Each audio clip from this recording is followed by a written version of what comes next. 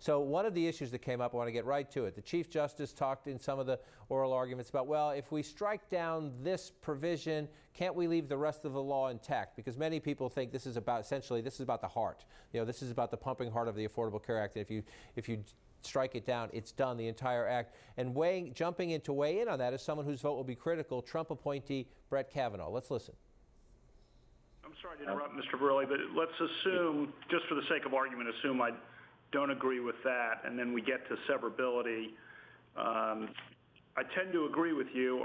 This is a very straightforward case for severability under our precedents, meaning that we would excise the mandate and leave the rest of the act in place, reading our severability precedents. One of my questions is, do you think that's would have been the right result under the 2010 Act, or did that change in 2017, or how would you assess that? Explain the significance of that to our viewers, because the reference to 2017 there is when the Congress came back after the previous Supreme Court ruling. That's right, John. And I think in 2017, Congress zeroed out the penalty for the individual mandate. So someone who does not actually follow the individual mandate today faces no consequence. That's why most of the focus on this case has not been on the fate of the individual mandate, but rather whether, as the district court held, the whole statute has to fall. That is to say, the Medicaid expansion, coverage for pre-existing conditions, HIV and AIDS programs. And when Justice Kavanaugh this morning expressed that sentiment, that he agrees that the individual mandate can be severed, he's basically telling everybody, I'm going to vote to sever the mandate. John, that's a pretty good sign there are at least 5 votes, including Kavanaugh, the Chief Justice, the 3 progressives, to leave the rest of the ACA intact. Couldn't have gotten a clearer statement from the court during this morning's argument. Well, and let's listen to the Chief on that point, because he saved Obamacare before. Listen to this time.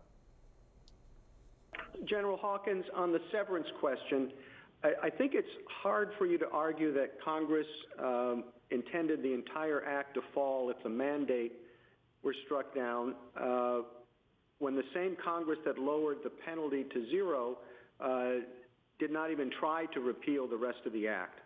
I think, frankly, that they wanted the court to do that, but that's not our job. Pretty clear what he's trying to say, to your point from the previous, and he's trying to recruit another vote or two because he needs 1 or 2 more of the conservatives. When you hear Kavanaugh essentially agreeing with Roberts or tacking along with him in the arguments, does that necessarily mean you have his vote, or do justices sometimes give us a feint, if you will, in how they question during arguments? John, we've seen feints before, and it's an old adage that you can't necessarily be sure from the argument. But I will say, when a justice like Justice Kavanaugh says, I agree, and not just in the clip you played, John, but later in the argument, in a colloquy with Texas's lawyer, he came back to the same point, said even more strongly.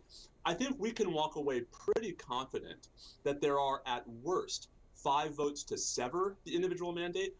That doesn't even necessarily mean the court's going to strike down the individual mandate, but that the worst case scenario coming out of today's argument is that part of the ACA gets thrown out, but the rest of it remains intact. That's going to be a big sigh of relief for millions of Americans.